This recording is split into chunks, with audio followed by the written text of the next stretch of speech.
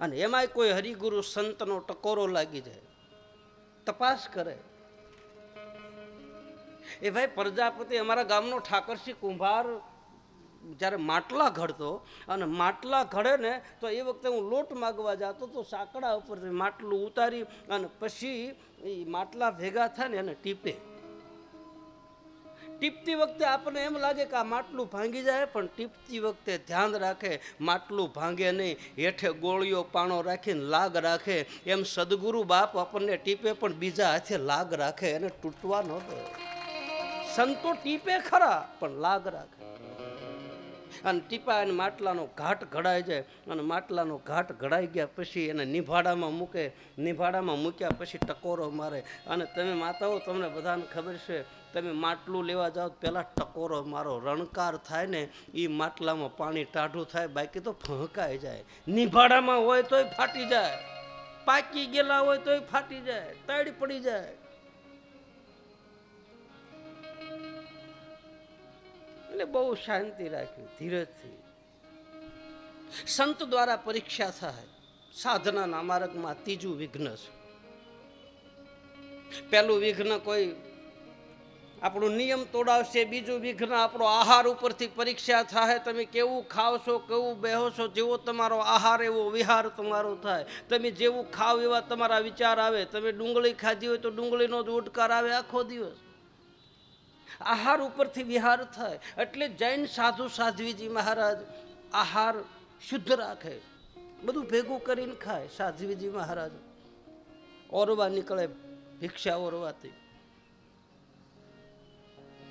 જેનું નિયમ પાકું થયું, જેનો આહાર શુદ્ધ થયો, એનું પછી દાંપત્ય જીવનમાં કોઈ સંત દ્વારા પરીક્ષા થાય. અને ચોથું વિઘ્ન આવશે, અષ્ટ સિદ્ધિ નવ નિધિ માર્ગમાં આવશે. તમારે જોતી હોય સંપત્તિ આવશે. હનુમાન ચાલીસામાં બતાવે, અષ્ટ સિદ્ધિ નવ નિધિ કદાતા અસવરદી નહીં જાનકી માતા. હનુમાનજી મહારાજ જાનકીજીને મળવા માટે ગયા તો આખો હોનાનો ડુંગરો આવ્યો, આખો હોનાનો. હનુમાનજી મહારાજે માથે પગ દઈને નીકળી ગયા કે જો હોનું લેવા રહીશ ને તો લક્ષ્મી ભક્તિ મને મળશે ને. સીધા ચલાંગ લગાવી દીધી. મારી પાસે સિદ્ધિ આવશે. તમે સાધના કરતા કરતા તમારી પાસે એવા કાર્ય થવા મળશે. જો તમે સિદ્ધિમાં ફસાણા, ચમત્કારમાં ફસાણા, અંધશ્રદ્ધામાં ફસાણા, ખોટા વેમમાં ફસાણા, તો તમારી મૂળ જે સાધના, મૂળ જે જગ્યાએ પોગવાનું છે ત્યાં તમે પોગશો નહીં. અને તમે સાધનાની માલપા, એ સિદ્ધિની માલપા રહ્યા ફર્યા રહેશો. ત્યાં સમય પૂરો થઈ જાય. સિદ્ધિ બધાને મળે. તમે તપસ્યા કરો તો તમને નહીં મળે, એમ તપસ્યા કરી તમને નહીં મળે. એ તો તમારું મહેનતાણું. તમે જે દેવની ઉપાસના કરો, મેલડી માની કરો, ખોડિયાર માની કરો, ઉમૈયા માની કરો, રામાપીરની કરો, કે ભગવાન શિવની કરો, કે કોઈ પણ દેવતાની, કાળ ભૈરવની કરો, શનિદેવની, સાંઈ બાબાની, કોઈ પણની ઉપાસના તમે કરો, એ ઉપાસનાનું ફળ તમને સિદ્ધિ આપી દીધી, બસ વાત પૂરી થઈ ગઈ. તમે એનું કામ કર્યું, એને તમને પૈસા, એને તમે દાડી, તમને મજૂરી, તમારે જે જોતું હતું એ તમને આપી દીધું, વાત પૂરી, સંબંધ પૂરા થઈ ગયા. પછી કાંઈ લેવા દેવા હોતું નથી. પણ આ જે વસ્તુ છે એ તો અખંડ વસ્તુ છે. એમાં સિદ્ધિ નહીં મળે. હા, તમારા કામ થાય, તમે ધારો એ કામ કરો. સંતો અને મહાત્માઓની પાસે, મહાપુરુષોની પાસે, નરસિંહ મહેતાની પાસે શું હતું? છતાંય બાપનું હરાદ કર્યું, કેવું કર્યું. સાધુ સંતોની પાસે છે શું? એની પાસે એક જ ધન છે, હરિનામ કીર્તન, ભગવાનના નામનું સ્મરણ. અને એ સ્મરણથી જ એની પ્રાપ્તિ થાય છે. આપણે મૂળ જે તત્વને પામવું છે તો વછાડાવા વિઘ્ન આવશે. ભગવાન કૃષ્ણને આવું વિઘ્ન આવ્યું. રૂક્ષ્મણી અને ભગવાન કૃષ્ણ દુર્વાસાને લેવા માટે આવ્યા. દુર્વાસા ઋષિ વિચાર કર્યો કે લાઈન દ્વારકાનો રાજા બન્યો છે, અષ્ટપટરાણી છે, આ બે માણસના વિચાર કેવા છે જરાક જાણું. એટલે ભગવાન કૃષ્ણને કહે છે કે હું દ્વારકા તારા રાજભવનમાં આવું તો ખરો, પણ એક કામ કર, આ રથના ઘોડા છે એ રથના ઘોડાઓને તું છોડી નાખ, અને તું તારા ઘરના રથમાં જૂતો અને હું રથમાં બેહું, અને તમે બે માણા રથ ખેંચીને મને લઈ જાઓ તો આવું, નહીં તો નથી આવવું. જા. વિચાર કરો કેટલું માતમ હશે સંતનું અને ગુરુનું એ વખતે. કેટલું મર્યાદા છે ગુરુપદની. ભગવાન કૃષ્ણએ રૂક્ષ્મણીની સામું જોઈને કીધું, દેવી તૈયાર થાવ. માતાજીનું મન નહોતું, મોઢું બગડ્યું જરાક. પરાણે પરાણે મને કમને રથમાં જૂત્યા, પણ પછી આડા ઓલે ચાલ ચાલે છે. ઘડી કામ વાલે ને ઘડી કામ વાલે ને ઘડી કામ વાલે ને ઘડી કામ વાલે. ભગવાન કૃષ્ણ કહે છે રૂક્ષ્મણીને, દેવી બરાબર સીધા હાલો. આ ગુરુ છે ને એ બહુ ખતરનાક ગુરુ છે. આવેશ અવતાર છે, રુદ્ર અવતાર છે. આખી દ્વારકાને, હોનાની દ્વારકા છે, એને નાશ કરી દેશે. ધ્યાન રાખો, દેવીને તો શ્રાપ આપશે.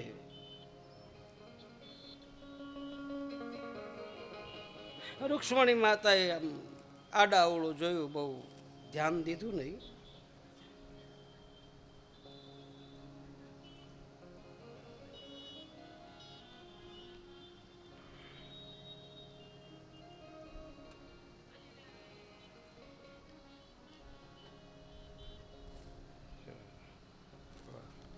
આનો જવાબ હમણાં આપું કથા.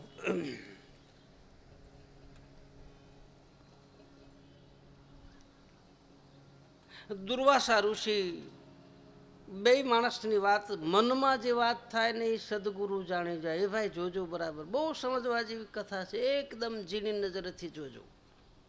રૂક્ષ્મણી અને ભગવાન કૃષ્ણ મનોમન વાતો કરે છે. ભગવાન કૃષ્ણ સમજાવે છે કે દેવી રહેવા દો, આડાવળી ચાલ ન કરો. આપને કદાચ શ્રાપ દઈ દેશે, આપણી દ્વારકા નષ્ટ પામશે. રૂક્ષ્મણીએ કીધું, ભાડા આવે આવા તો કેટલા આવ્યા કરે. આવો ગુરુ હોય અમને રથમાં જોડે. એમાં ભગવાને દુર્વાસા ઋષિ સાબુક લઈ અને ભગવાન કૃષ્ણના વાહામાં ફટ લઈને ફટકારી, સીધો હાલે. એક સાબુક માતાજીને મારી અને માતાજીનું મગજ ફાટ્યો. કે આ તમારા ગુરુ છે, મારા ગુરુ નથી. તમારા ગુરુ હોય ને તો તમે એકલા ઢહડીને લઈ જાઓ, મારે શું આમાં. ભગવાન કૃષ્ણ વારંવાર સમજાવે છતાં વાંકી ટેડી ચાલ ચાલે. આને એમાં દુર્વાસા ઋષિ રથમાંથી નીચે ઉતરી અને રૂક્ષ્મણીને કહે છે કે, હે દેવી, તમે તમારા ગુરુ ઉપર સંદેહ કર્યો, તમે તમારા સંત ઉપર સંદેહ કર્યો, તમે ગુરુનો દ્રોહ કર્યો, તો જાઓ, વાંકી ટેડી ચાલ ચાલો છો એટલે જાઓ, હું તમને શ્રાપ આપું છું કે તમારા શરીરમાં રક્તપિત્તનો રોગ થાય. અને તમે ભાળો આંખ્યું હોવા છતાંય તમે અંધ માણસની જેમ હાલો છો, તો જાઓ, તમને બીજો શ્રાપ આપું છું કે તમારો બીજો જન્મ નેતળદે તરીકે થશે અને તમે અંધ બનશો ને તમને કોઈ અપનાવશે નહીં. આખી જિંદગી તમારા કર્મનું ફળ ભોગવજો. રૂક્ષ્મણીને પસ્તાવો થયો. સદગુરુનો દ્રોહ, સંતનો અપરાધ. પગે લાગ્યા રૂક્ષ્મણી, ક્ષમા કરો બાપજી, આપ તો દયાળુ છો. સંત હૃદય નવ નિત સમાના. વળી દુર્વાસાએ માથા ઉપર હાથ મૂકીને કહ્યું છે, દેવી ચિંતા ન કરો. બોલે, મારો ઉદ્ધાર ક્યારે થાય એ તો કહો. મારે કેટલા ઘડી સુધી આમનામ રહેવાનું, રીબાવાનું. અને એ જ વખતે દુર્વાસા ઋષિ કહે છે કે મરુધરાની માલપા અજમલજી મહારાજને ત્યાં ભગવાન કૃષ્ણ રામદેવ બનશે અને રામદેવ અને તમારા લગ્ન થાય, તમને હથેવાળે પરણવા માટે ઉમરકોટની માલપા આવશે અને માંડવાની માલપા તમારા માતા પિતા તમારો હાથ પકડી અને કૃષ્ણના હાથમાં દેશે. તે દિવસે તમારી કંચન જેવી કાયા થશે. જાઓ. ઘણી વખત શ્રાપ ઈ વરદાન બની જાય અને વરદાન ઈ શ્રાપ થઈ જાય છે. ભાઈ, માતાજીએ હા પાડી દીધી, ભલે તમારી આજ્ઞા શિરોમાન્ય. આ એક ભગવાનની લીલા હોય છે આ બધી. તો એ જ રૂક્ષ્મણી બીજા જન્મની માલ પર નેતલદે બન્યા છે. એક કથા એવી બતાવે, એક કથા એવી બતાવે, દેવી પુરાણની માલ પર વાત આવે છે કે ઉમરકોટના રાજા દલપતસિંહજી સોઢા એની અટક છે અને એને સંતાન નથી. એક દિવસ એના સદગુરુની પાસે જઈને કહે છે કે બાપજી, મારે સંતાન નથી, તો આપ કંઈ મને માર્ગ દેખાડો. તો એના ગુરુએ કહ્યું છે કે નવરાત્રિમાં નવદુર્ગાની ઉપાસના કર, માં હિંગળાજની પ્રાર્થના કર, અને હિંગળાજની ઉપાસના કર્યા પછી માં હિંગળાજ તારા ઉપર પ્રસન્ન થાય તો તારા ઘરે સંતાનની પ્રાપ્તિ થાય.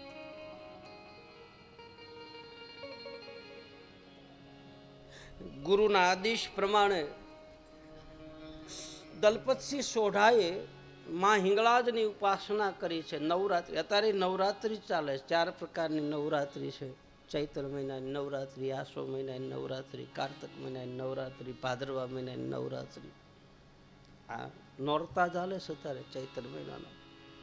અને એટલા માટે જ હું તમને કોઈને મળવાનું ના પાડી હતી, કારણ કે મારે આખો દિવસ સાંજે જઈને 11 વાગ્યા પછી એકટાણું કરું. આખો દિવસ કંઈ લઉં નહીં, એટલે કોઈને મળતો નહોતો. એટલે બધાને એમ થયું કે બાપુએ કેમ મળવાનું બંધ કરી દીધું, કેમ મળતા નથી. પણ થોડું મારું અનુષ્ઠાન હાલતું હોય, મારું કર્મ થોડું મળવાનું તો છે જ આપણે, પણ આવો સમય પાછો વયો જાય. આપણે તો બધા ભેગા જ છીએ, પણ આવો યોગ જે હોય એ યોગ પાછો મળતો નથી. એટલે આપ ક્ષમા કરજો. કોઈ એવું ન રાખતા કે બાપુ અમને મળ્યા નહીં, આમ છે ને તેમ છે. નવરાત્રિનો બહુ મોટો મહિમા છે. આપણે ત્યાં પણ નવરાત્રિ ઉજવાય છે, પણ ખરેખર નવરાત્રિ કેમ ઉજવણી થાય એની કથા રામદેવ કથામાં બતાવે. પહેલા દિવસે કુંવારિકાને નોતરીઓ આપવાનું, રાંદલમાની ગોવણી કરે એમ તિલક કરી અને બોલાવવાની, આપણા ઘરે લાવવાની. ઘરે લાવ્યા પછી એને બાજોઠ ઉપર કે પાટલા ઉપર બેહારી એના ચરણ પખાળવાના. સાંજના સમયે એને ભોજન કરાવવાનું, નખથી તે શિખા સુધી અને શણગાર કરવાનો. રાત્રિના 12 વાગ્યા સુધી એની સામે બેસવાનું. એના જે હલનચલન થાય, એની જ્યાં નજર પડે આપણા ઉપર, ક્યાં એની નજર પડે છે, આપણા ઘરમાં ક્યાં નજર પડે છે. આપણે કહેવાનું નહીં કે તું આ ઘરમાં જા ને આ ઘરમાં જો, એની મેળા એ રમતી હોય. પહેલા દિવસે આવી એક દીકરી, બીજા દિવસે બીજી, ત્રીજા દિવસે 3, એમ 9 દિવસ પૂરા થાય એટલે 9 દુર્ગાઓ આપણા આંગણાની માલપા, આપણા ઘરમાં 9મા નોરતે 9 દીકરીઓને નખથી શિખા સુધી શણગારવાની. અને પછી એને 10મા નોરતે એને વિદાય આપવાની, જેમ આપણે ગરબો મૂકવા જઈએ દહરાંદી. અને વિદાય આપતી વખતે બહુ ઝીણી નજરથી તમે જુઓ ને આ કાર્ય કરો તો 9 દિવસ પૂરા થાય ત્યાં માતાજીનો પ્રભાવ તમારા ઘરમાં પડે ને પડે. જો નીતિ નિયમથી કરો તો, હવે આપણે તો ગરીબી મૂકી હોય, ક્યાંય આપણે ક્યાંય બધા ગરબા ઘૂમતા જતા હોય, ક્યાંય નીકળે નક્કી જ નહીં. એ ગરબા નથી, એ તો મનોરંજન છે. માતાજીની પાસે બેહી એની સાધના કરવી, એની તપસ્યા કરવી. પ્રથમ ચેલ પુત્રી, દ્વિતીય ચંદ્રઘંટા, દેવી પુરાણની વાલ્પા બતાવે. આહા, મહામાયાનું. કુમારકા દેવી, ચંદ્રઘંટા દેવી, ઉમૈયા દેવી, મહામાયા, મહાકાલી, મહાભૈરવી. તમે દીકરીને સામે બેસાડી અને અમારા ભગવતી બાપુ થયા મઢડામાં, તમને કદાચ ખબર હોય, શિહોર તાલુકાનું મઢડા ગામ, અને મઢડામાં ભગવતી બાપુ થયા. એ ભગવતી બાપુ એકલી છોકરીઓ આરે જ રમે, એકલી નાની છોકરીઓ, કોઈ બીજું નહીં. ગમે તાર તમે જાઓ તો 7, 8, 10, 15 દીકરીઓ એના આશ્રમમાં રમતી હોય. દેવી ઉપાસના, શણગાર સજાવે ને બધું, ચોકલેટો ના અંતે. હમણાં તો એને કંઈક કર્યું હતું, અહીં સુરતમાંથી લગભગ નહીં તો 2000 તો ડ્રેસ લઈ ગયા. 2000 ગામડે જઈને છોડ્યું, નાની છોકરીઓ બધાને. તમારી ભાળતા તમે, તમારી દીકરી હોય ને તમારી ભાળતા તમે દીકરીને સામે આંખ કાઢો ને તો તમને એમ કહી ઘરે જા, આને કાંઈ કહેતો નહીં. તમારી દીકરી હોય તો એને કાંઈ કહેવાય નહીં. એની ગાદી ઉપર બેસી જાય, એના ગાડલા ઉપર બેસી જાય, 4-5 આજુબાજુના બાપુને બાજુમાં રમતી હોય. દેવી ઉપાસના, જે દેવી ઉપાસના કરનારા મહાપુરુષો છે એ જીવતી કુંવારકા દેવીને માને છે. એટલે જ આપણે સાધુ સંતોની યારે, કોઈ મહાપુરુષોની યારે, કોઈ માતાઓ રહેતી હોય તો આપણે નિંદા કરીએ છીએ, પણ એ કયા અર્થમાં રાખતા હોય આપણને શું ખબર. એ દેવી પ્રકૃતિ છે.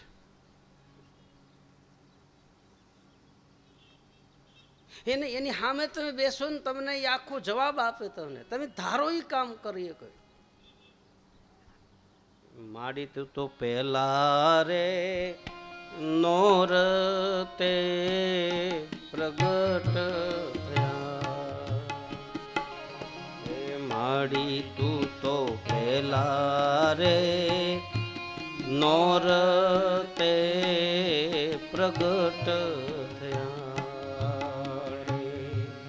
માડી તું તો બીજા નોર તે આવ્યા બાજોઠ ઉપર રે મસરાળી મોગલ ભલે રે ઓઢો રે મારી તે ભેળી.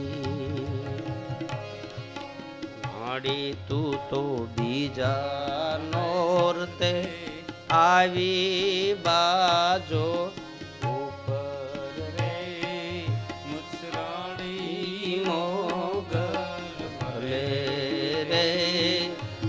ઢોરે માડી તે ભેળ્યું.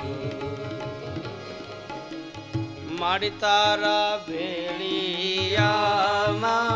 યુજડું મારો આવી રે મોગલમાં ભલે રે ઓઢ્યો રે માડી તમે મૂળ જે નવરાત્રિની પૂજા છે. બસ સોઢા રાજાએ માં જગદંબા હિંગળાજની ઉપાસના કરી છે. હિંગળાજ કુમારકા દેવી છે. રામદેવજી મહારાજના કુળદેવી હિંગળાજ છે. સોઢા રાજાના કુળદેવી હિંગળાજ છે. બધાના કુળદેવી હોય, દરેકને કુળ ગોર હોય, કુળ ગુરુ હોય, કુળ દેવી હોય, કુળ ઈષ્ટ દેવતા હોય, બધાને હોય.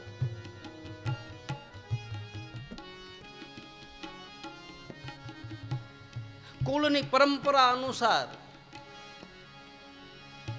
ઘણા લોકો માને છે ને ઘણા નથી માનતા. માને તો ઠીક, ન માને તો મુબારક. બાકી હોય અને માં વગર હાલતું જ નથી. સાંભળી લેજો, માં વગર કોઈને હાલતું નથી.